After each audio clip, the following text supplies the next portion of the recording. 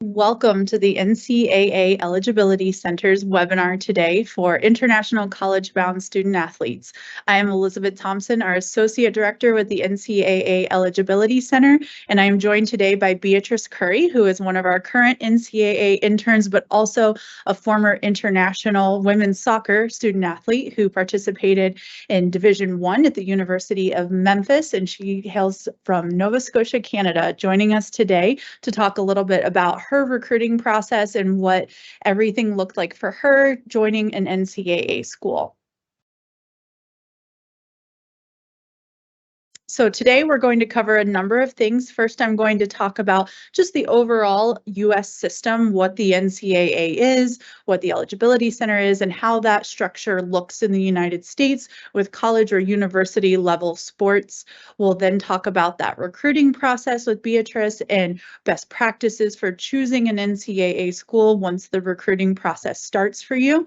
We'll talk about registering with the NCAA Eligibility Center. Then we'll get into those requirements in order to receive a scholarship and compete for an NCAA school, which covers core courses, your grade point average, what the requirements are that differ from Division I to Division II, and then we'll wrap up with some recruiting resources.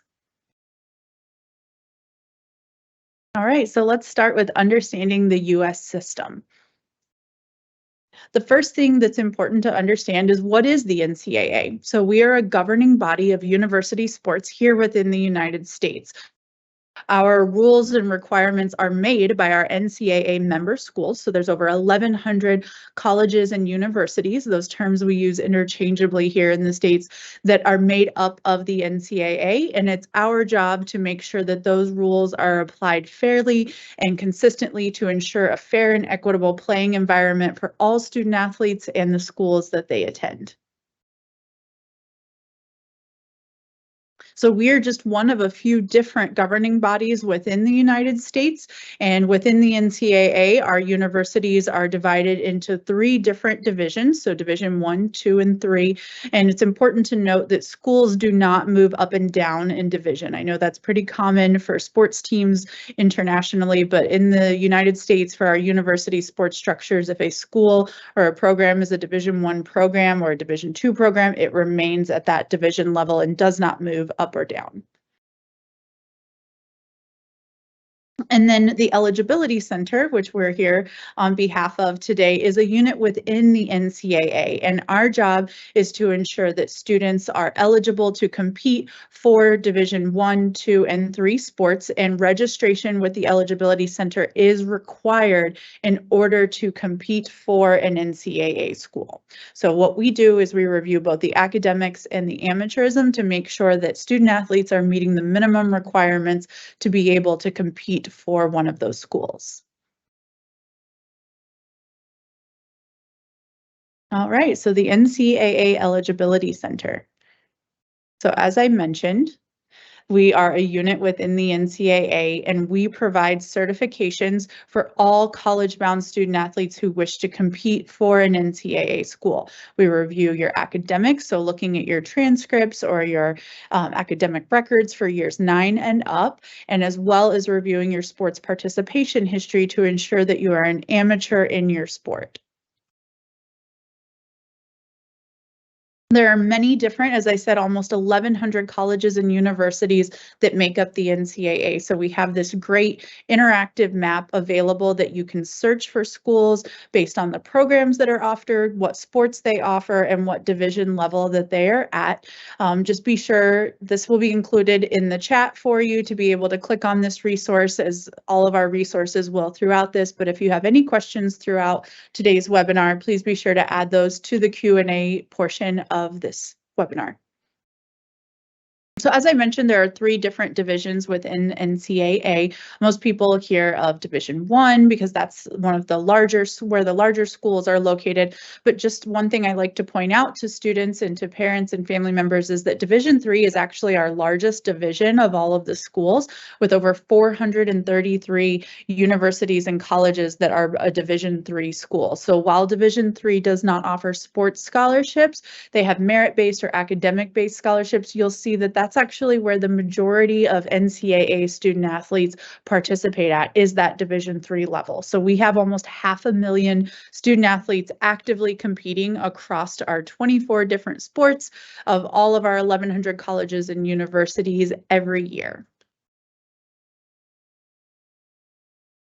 And then we offer 24 different sports. One of the most common questions we get from student athletes are, what sports do you offer? Do you offer my sport? So this is a list. If you're watching, you can take a moment to pause to read through there and see if the sport that you are interested in is listed there. If it's not listed, it doesn't mean that a school may not offer that sport. It just means that it's not an NCAA sponsored sport, which means we don't host a championship and regulate the sport rules and requirements for it, which means that you don't have to register with the NCAA Eligibility Center if your sport is not listed on this screen. You would just work with the particular campus or university that you plan to play your sport at to see what requirements there are to come to that school and play a sport.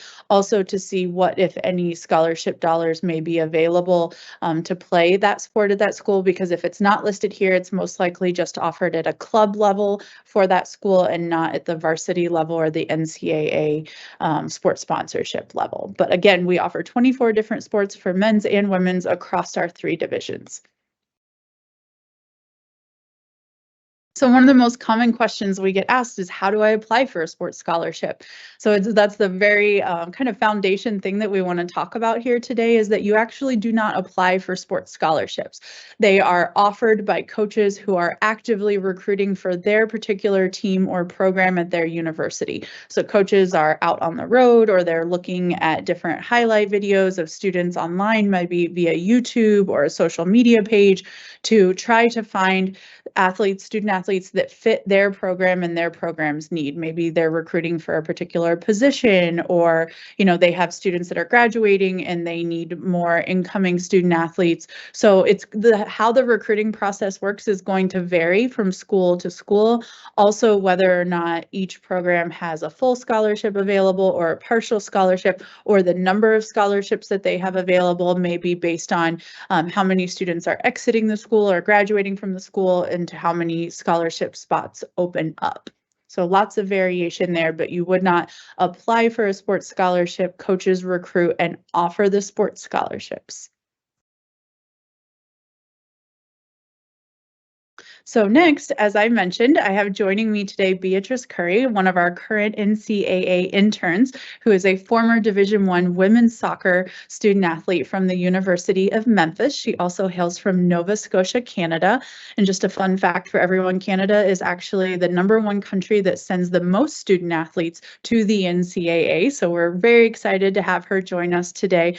But Beatrice, I would love for you to just talk to our student athletes or our prospective student athletes a little bit about, what did that recruiting process look like for you in high school in order for you to become an NCAA student athlete? Yeah, for sure. So my name's Beatrice, and as Elizabeth mentioned, I played women's soccer in college. And that process first started for me in 9th grade. I was at a showcase in Florida with my team, and I realized that I was getting a little bit of attention from coaches. I realized that they might be interested and that playing in the NCAA could be an option for me. And at that point, I wasn't sure if that's what I wanted. And I knew I couldn't reach out to coaches at that point. So I waited for a couple of years. And once I was in 11th grade and able to communicate with those coaches, I started reaching out and making connections. I personally did not use a recruiting service, so I didn't know exactly what level I stacked up against. So I was emailing everyone from national championships to small D3 schools and just trying to reach out and gauge what sort of interest I could get. And yeah, that was in 11th grade. And I remembered a couple coaches from that showcase who had possibly been interested. I reached out to them, and that is how I ended up at the University of Memphis. When I was going through that stage where I was emailing coaches, I also began the process of looking into the Eligibility Center, what was required for me to be eligible. I talked to my high school teachers and my guidance counselors to make sure I was taking courses that would be recognized down in the United States. And another big thing is the visa process. It's something you have to get started on early rather than late. If you come to the United States, you're going to need a student visa, and that is separate from the Eligibility Center. But it is very important to start those steps and start your research on your own or through a recruiting service as early as you can. Great. Thanks so much, Beatrice. So when choosing an NCAA school, there are a lot of different things that we recommend that you consider, talk to the coaches about, or just do your research on the front end. So we showed that interactive map, and we'll include that again in the chat for the resources for you. But there's a great interactive map that can help you do your research to look at different schools. So if you are maybe interested in 5 or 10 different NCAA schools and you want to narrow down a school that's a best fit for you, we recommend using that interactive map to help navigate researching NCAA schools. But things that we recommend are looking at the school size or location, what's the cost of attendance, what is the culture like. So Beatrice, talk to us a little bit about when you went and visited the school that you ended up going to. What were questions that you asked? What were things that were important to you when choosing which school you attended? For sure.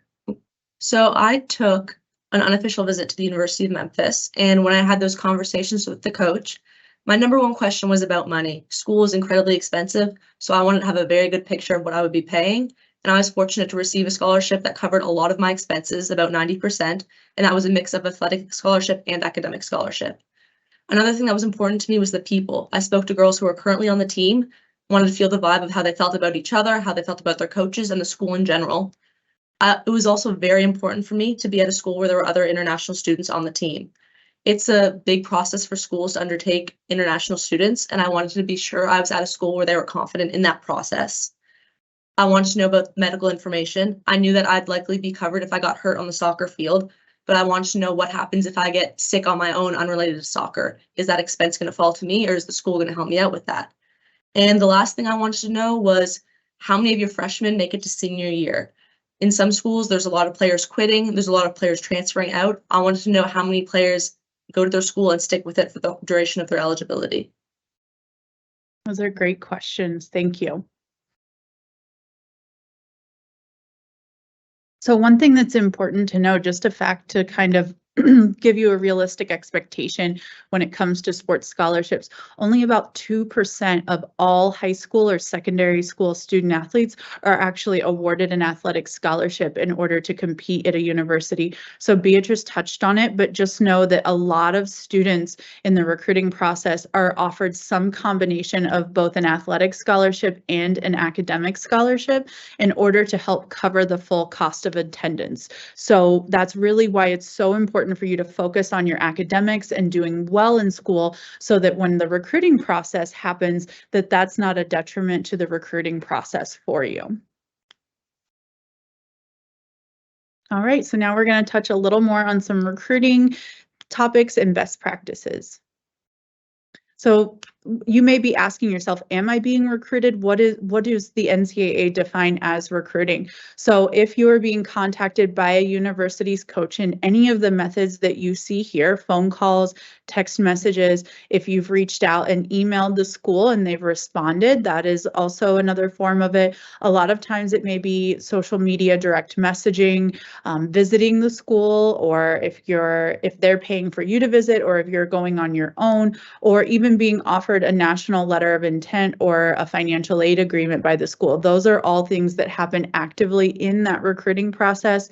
Recruiting can happen as young as year 9 in your country, but most cases it typically starts to happen the summer after grade 10 or during grade 11 is when that active recruiting will really begin. And I think Beatrice touched on that a little bit, that it was really starting in grade 11 that recruiting happened for her. Beatrice, talk to me a little bit about, once you finalized your decision to the school, did they offer you any type of agreement, like a national letter of intent or a financial aid agreement? I was offered a national letter of intent, which I signed as a senior in high school.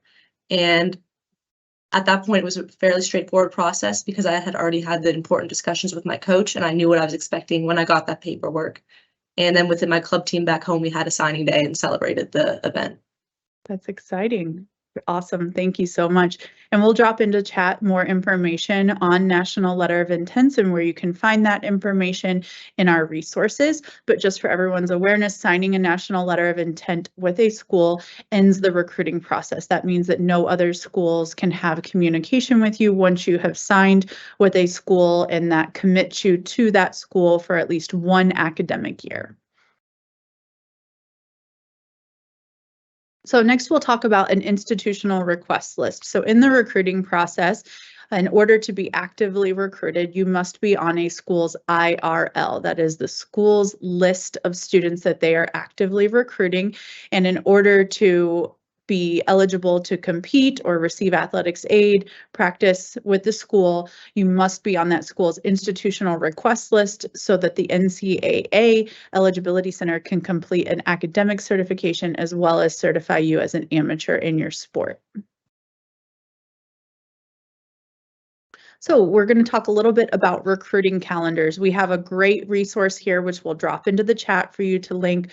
Also, if you're watching this recording after it's been live, just know that there will be a PDF as well that you can click on all of these hyperlinks. So you'll see at the bottom of the slide here, there's on.ncaa.com/recruitcal. That is where you can find resources on all the different recruiting calendars per division per sport. So for example, if you're like Beatrice and you're a Division I women's soccer student athlete, or you're interested in being recruited by Division I, you'll be able to search by division and by sport to find the information on the recruiting calendar for that sport. And a recruiting calendar is when coaches can contact you, how they can contact you, and you'll see a great resource in there that also has recruiting terms for you to look up. So you might be wondering, what is a contact period or an evaluation period or a quiet period or a dead period?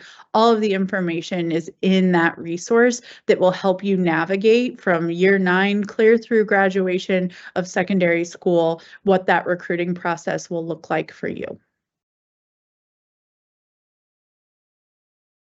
So important questions to ask NCAA coaches. Beatrice talked about the things that were important to her, of the conversations about how was the dynamic of the team, what was the cost of attendance, what did the scholarship cover. Those are all extremely important questions to ask, especially, what happens if I get injured or if I'm sick when on campus, what resources are available to me. So moving across the world and attending school in another country is a big jump.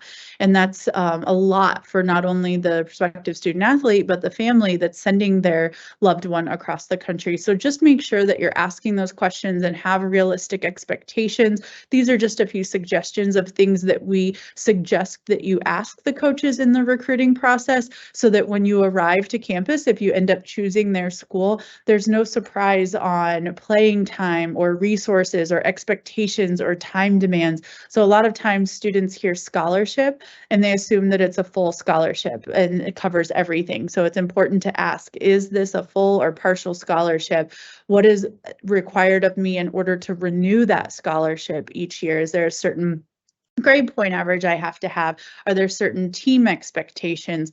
Also asking about playing time. So a lot of times students go to a school thinking that when they're recruited, that they're going to play a full game or match, or they'll be immediately competing to make an impact on that team. But many freshmen or incoming first year students often take what we call a red shirt, which is where they can practice with the team and receive their scholarship, but they don't actually compete that first year. So ask the coaches those questions. Do you anticipate me having an impact on the team that first year and playing, or do you foresee me redshirting in my first year and then competing in years after that? So just have those conversations with the coaching staff so that you know what to expect when arriving to that campus.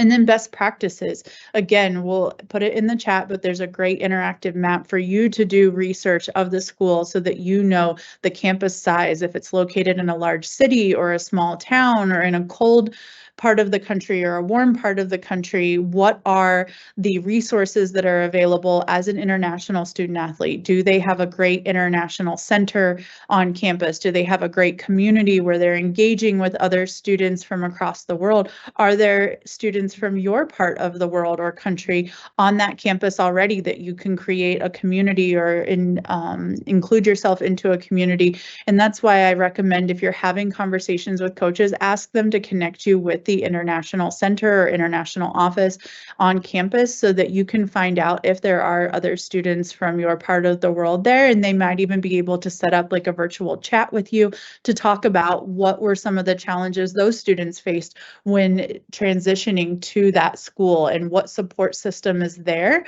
whether it be just a dinner weekly or it be a night that they go out or get together in order to spend time with people who have similar backgrounds culturally as you. Those are all important things to ask. But then also when it comes to the sporting aspect of it, talk to your support system. If you have a club coach or an individual that is helping you in this process, have a realistic conversation about what level of sport they think that you would compete at the NCAA, if it's Division 1 or 2 or 3, etc. And then lastly, just research the admissions requirements. We'll talk in a few slides here about the admissions process and how that's a separate process from NCAA eligibility. So it's just be sure to do your research to know what it takes to be admitted to that university as a student. A few additional recruiting best practices. As Beatrice mentioned during her time, she competed in a showcase here in the States, but if you have the opportunity and it's feasible for you or your family to consider elite travel teams and camps to where you can get more exposure in your sport. Also emailing colleges to show your interest during the sport. I always suggest start with assistant coaches or position coaches, as head coaches may not have as much time to respond to emails, so you're more likely to get a response from an assistant coach or a position coach. You'll see a few suggestions there on the slide of what to include in that email. But Beatrice, do you have any additional feedback or things that you would have done differently or additional things to add to recruiting for you? One piece I'll add is when you're emailing these coaches, I would strongly recommend including a highlight video and a resume of your sports accomplishments. And a video is great because if you can't make it to a campus or can't make it to these camps, they still get a good picture of what you bring to a team. And having that resume just breaks down what teams you've played on, any awards you've received, and gives you a better holistic view of who you are as a player. Thanks, Beatrice. And then one last thing we'd like to note for recruiting best practices, coaches are having you represent their university. So they are going to be doing their research on the front end to make sure that you are someone who is going to represent both their team and their university well. So always be sure to remember to conduct yourself in a positive manner, whether it be in the classroom, at practices, at games, at home, in your community, but most importantly in social media as well. So coaches will be doing their research and reaching out to maybe some of your club team or schools, coaches, or classroom teachers or guidance counselors, school counselors, in order to make sure that you are conducting yourself in a positive manner so that there are no surprises in the recruiting process or once you arrive to their campus. So that's always important to conduct yourself in a positive manner. Okay, next we're going to transition into the requirements. So once you realize you're being actively recruited by an NCAA school, what are the next steps? What do you need to do in order to be eligible to compete for that NCAA school? There's three things that we always look at when talking about college or university eligibility. The first is making sure that you graduate from secondary school. That is absolutely a requirement. The second is NCAA eligibility. So making sure that you are certified eligible to compete academically and as an amateur by the NCAA Eligibility Center. And then that third requirement is to apply to that university and be admitted. So the admissions process is separate from NCAA eligibility, and you want to make sure that you're applying and being admitted to the school, and their standards may be different than what your high school graduation or secondary school graduation standards were, and also may differ from NCAA initial eligibility requirements. This is a really great image that I like to show students that we have here at the Eligibility Center that really helps you understand that process from the very beginning, registering with the NCAA when that recruiting happens, clear through the finish line, which is arriving to campus and getting to compete for and attend that university as a student there. So we'll talk throughout the remainder of this webinar about each of these bullet points, but this is just a really great image for you to grab that will walk you through the entire process from registration through arrival to campus of what you need to do and the expectations in order to become eligible for the scholarship. So step one, the very first thing is to register with the NCAA Eligibility Center. So this is not optional. This is an absolute requirement. We say registration can start before year 9, and we'll talk about what the different account types are in the options. So we have 3 different account types. So when you go to our website, which we will put the website in the chat for you as well, our website is eligibilitycenter.org. And when you go to our website, you're going to see 3 different account type options. And I'm going to talk to you today about which account type might be right for you and what all of those account types are. The first is the free profile page. We recommend this as young as year 7 or year 8 because it's just that, it's free. There is no cost associated with it, and this is the right place to start for almost all students. And what this is this is a way for you to get into the NCAA's information and resources so that at any time you're being given reminders of what you need to do. Because as I mentioned, eligibility and what you do starting in year 9 matters. So we want to ensure that even if you don't know that you want to go to an NCAA school that young, you're still preparing for it so you don't rule out that option for eligibility. This is a free profile page that at any point, if you become actively recruited or interested and know that you want to attend an NCAA school, you can transition this free profile page over to one of the other account types that I'll talk about next at any point in time, just by the click of a button within that account. If we have any students joining the webinar who are interested in competing in BBCS or AAU basketball, registering with the NCAA's free profile page is a requirement. So you may have that account or need to have that account in the near future.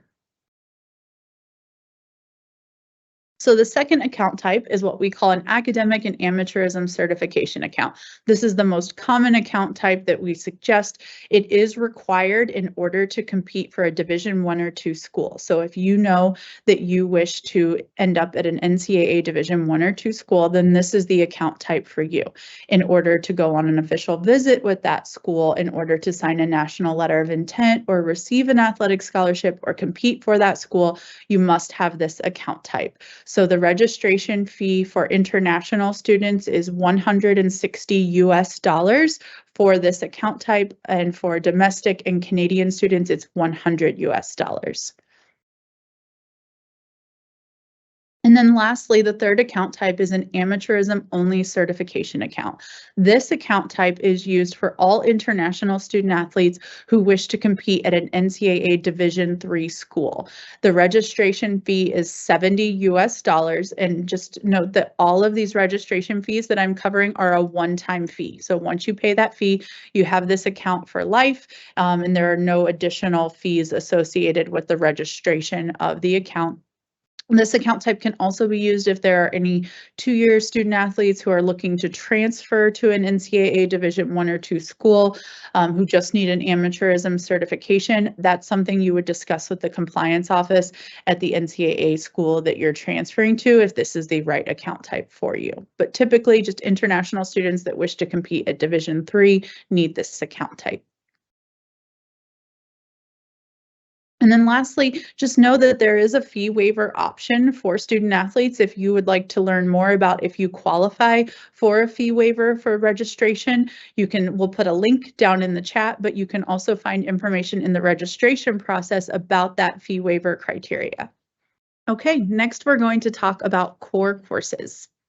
So you may be wondering, what subjects do I need to study and how do I need to do in those courses in order to be eligible for NCAA? So if you have a smartphone, get that out and scan the QR code here. We will also link this resource in the chat for those joining us today. But this resource will talk to you about what are NCAA core courses and examples of subject areas that will count towards your NCAA eligibility. So in order to compete for a Division I or II school, I'm going to talk about how many core courses that you need to have, but this is where you can find different courses and subjects that count towards NCAA. So we're going to be looking at what we call core areas, such as English and/or native language, mathematics completed at the Algebra 1 level or higher, science courses, typically courses like biology, chemistry, physics, earth science, all of those are sciences. Social sciences, those are things like history, government, civics, world languages. And then lastly, any comparative religion or philosophy courses. And what we mean by that is like a world religion or a philosophy course that covers all aspects of philosophy and not any specific doctrine of it.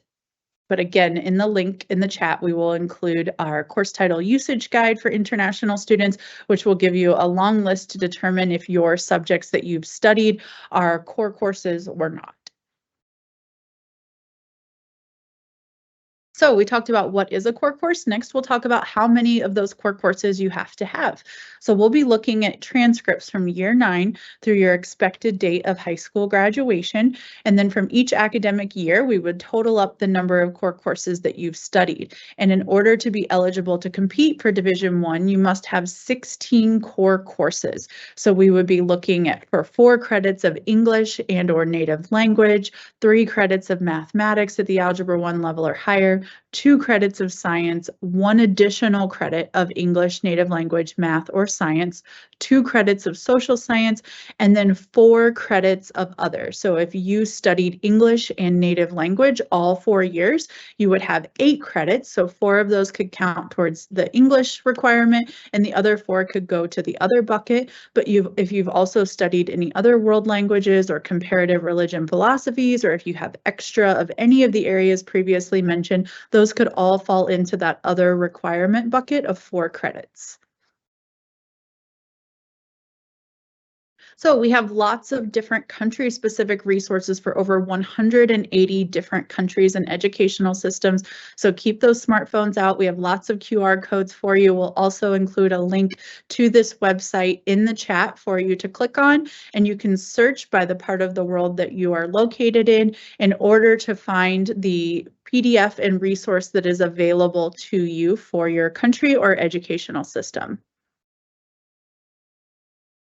Here's an example of what that QR code will take you to and what that website looks like. So it's broken down, like I said, by the different parts of the world to where you can click on and find your resource. If we have anyone joining us that's taking education in the International Baccalaureate system, just know that you would click on the tab for Europe and then scroll down. It's alphabetical to the I's, and that's where you would find the resource and the PDF for International Baccalaureate. But again, we have resources on over 180 different countries and educational systems all around the world that will help you understand how that country or system converts into the NCAA requirements that we're talking about today. Here's an example of what one of those PDFs look like. In the top section, you'll find what the typical academic calendar is. So I mentioned that eligibility starts in year 9. We know that year 9 is not called year 9 or 9th grade in every country around the world. So this PDF will show you what is considered year 9 in that country. What is the expected timeline for graduation? So for Division I, you must complete those 16 core courses within that expected time frame for graduation. And we know that that can differ depending on the diploma or the educational track that you're in. All of that information can be found in these resources. Also, if there is a native language in that country, we talked about English and native language being the requirement. You can find what is considered a native language in this PDF as well for your country.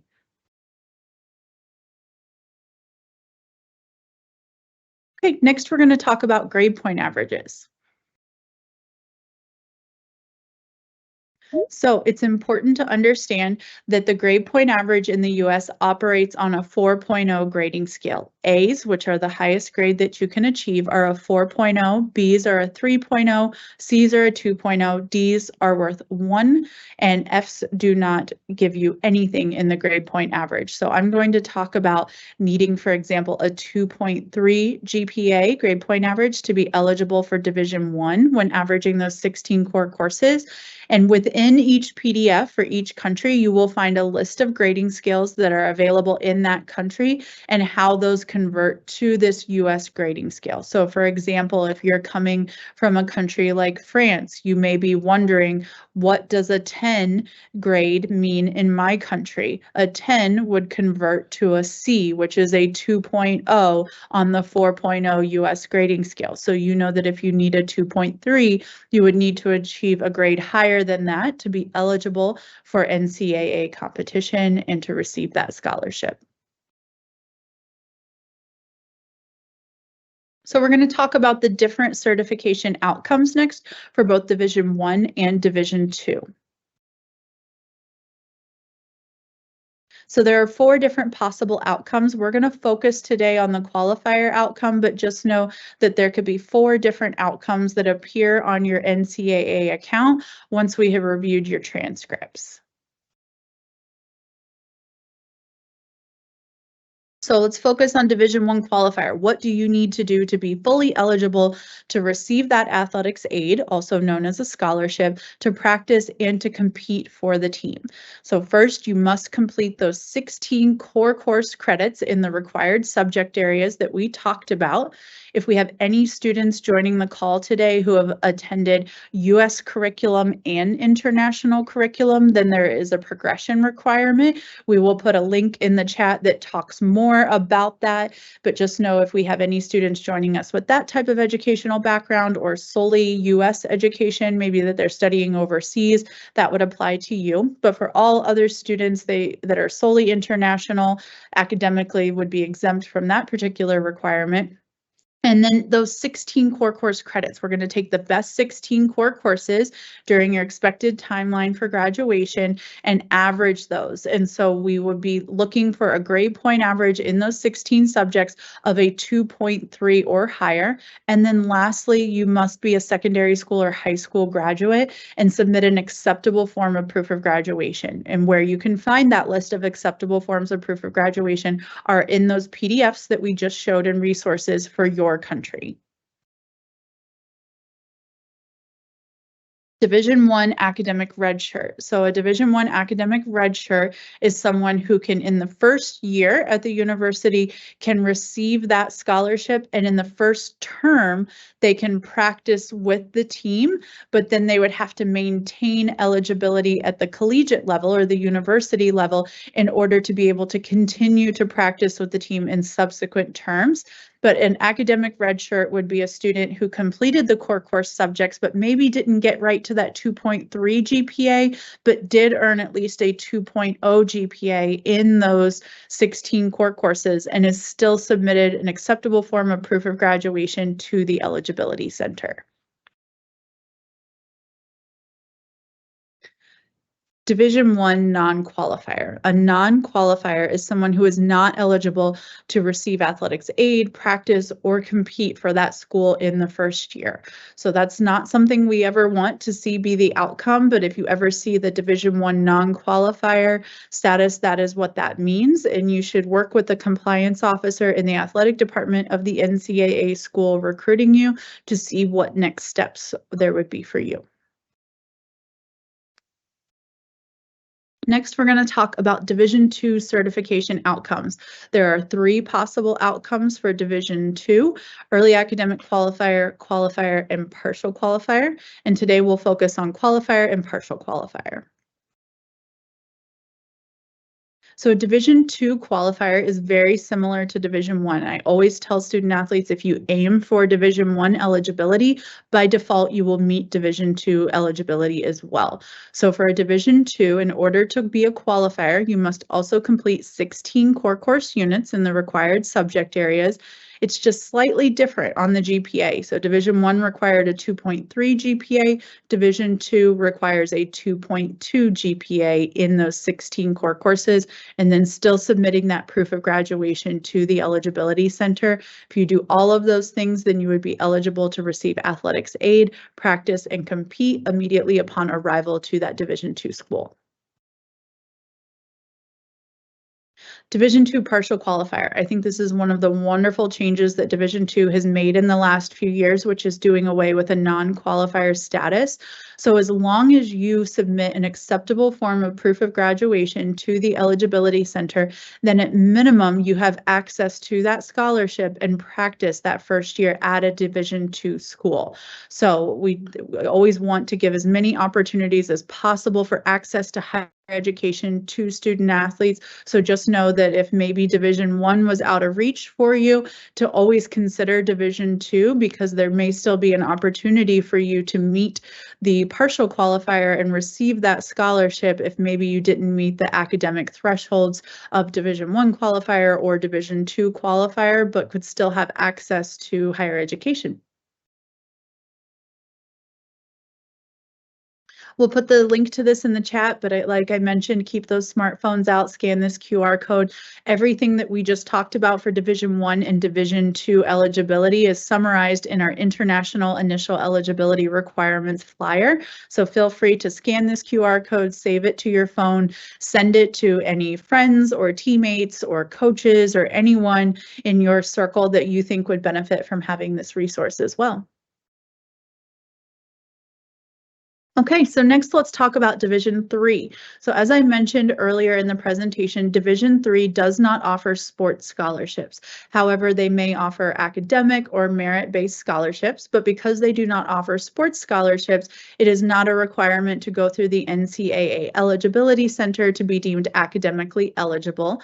However, international student athletes who wish to compete for a Division III school must register for that amateurism only certification account. If you have the full academic and amateurism account, that will suffice for it as well, but it is required to be certified as an amateur for competition as an international student athlete to a Division III school.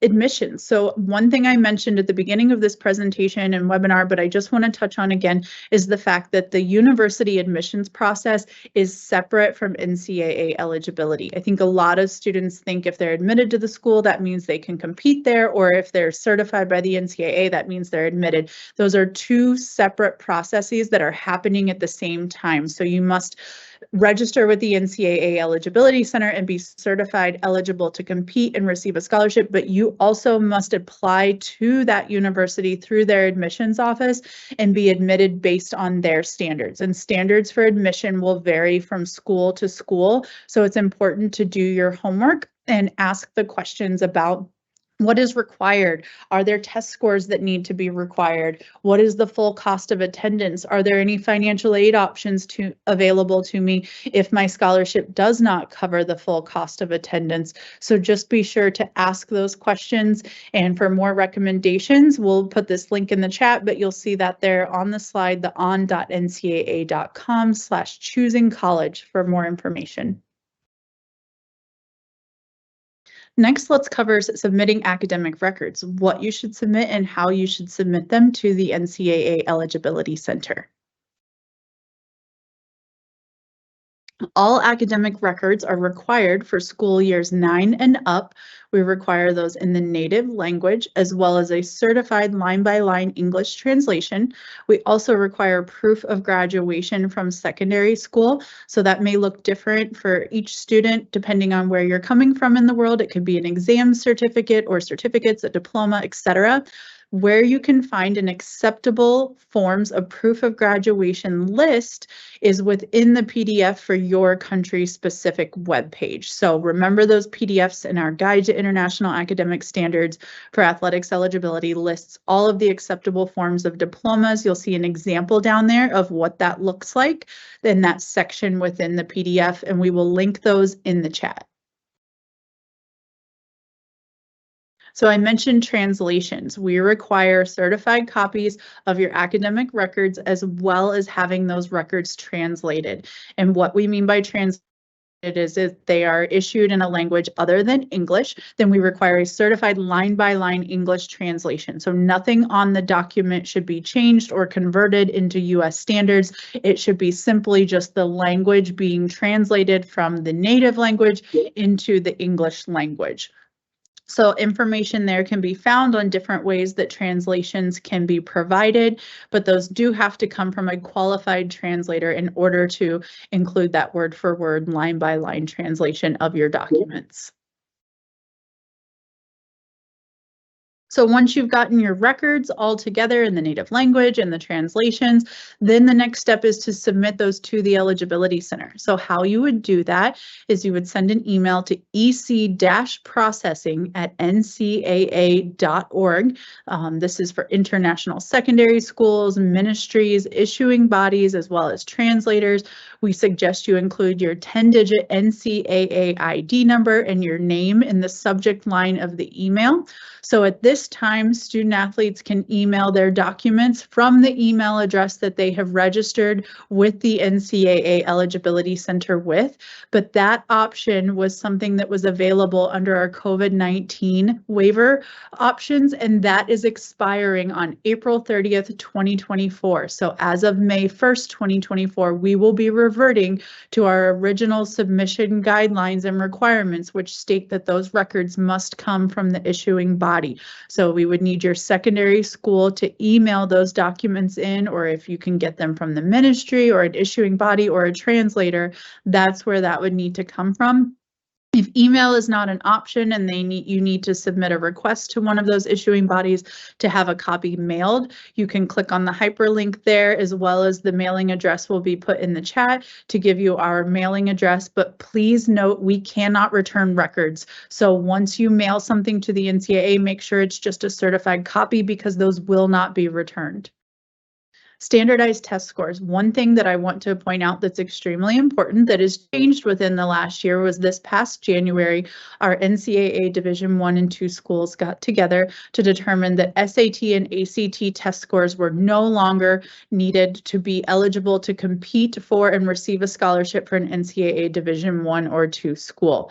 However, please keep in mind that they still may be required for admissions purposes, so it is always important to check with the NCAA school recruiting you to find out what, if any, test scores they require. Some schools may require you to take a TOEFL, so English as a foreign language exam, and maintain a certain or earn a certain score on that exam to be admitted. Some may require an SAT or ACT. Some schools have gone test optional, where they may not require it or only submit it if it's going to help your admissions record. So just be sure to check with your NCAA school to find out if you should plan to take a standardized test.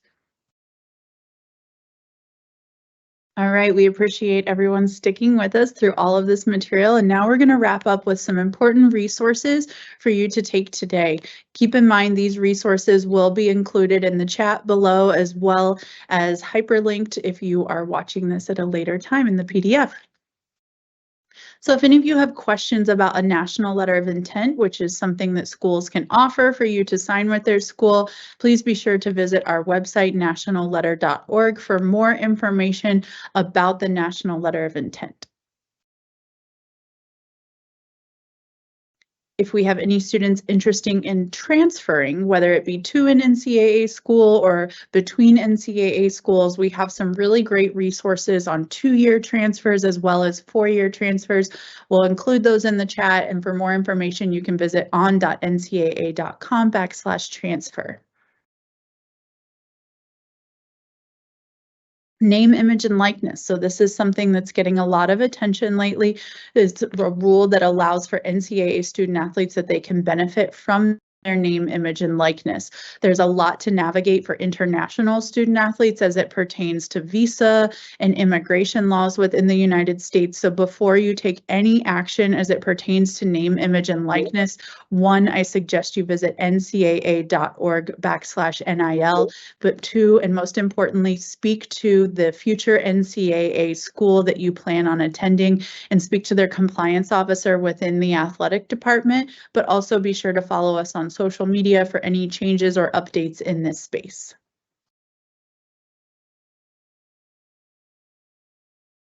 Some additional resources that have been throughout the presentation today that we want to continue to provide for you. This is just a great summary of those. One, scan that QR code and subscribe to our international newsletter. We send out regular newsletters that have great reminders and updates to resources for the international community. So please be sure to sign up so that you receive those, but then you'll see the list of all of the different resources that we talked about here today as it pertains to NCAA initial eligibility.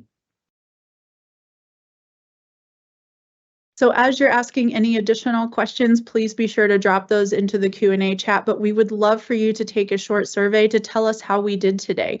And if there's any suggestions that you have of material you would like to see in future international webinars, please be sure to include that as well.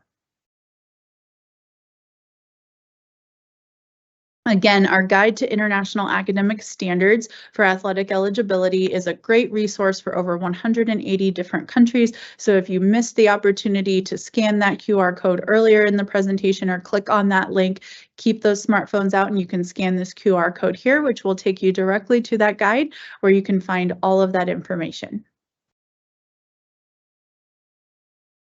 Social media, we all know we spend so much time on our phones, so be sure to follow us on whatever platform or social media is the best fit for you. I would encourage you to definitely follow us on YouTube. We have been releasing several new videos that are short videos that help you guide through the eligibility process. For example, how to request final amateurism. It will walk you through how to do that on your account. But for regular updates and reminders and any new information around NCAA initial eligibility from the Eligibility Center, be sure to follow us on social media. Thank you again so much for joining us today, and thank you to our intern, Beatrice Curry, for joining us. We really appreciated her aspect and her view that she brought to this presentation. If you have any additional questions about the NCAA Eligibility Center and the process to become eligible to compete for a Division I, II, or III school, I recommend you scanning this QR code to contact our customer service team. You'll also see the other contact forms there via email as well as phone in order to ask your student-specific questions. But thank you so much for joining us today.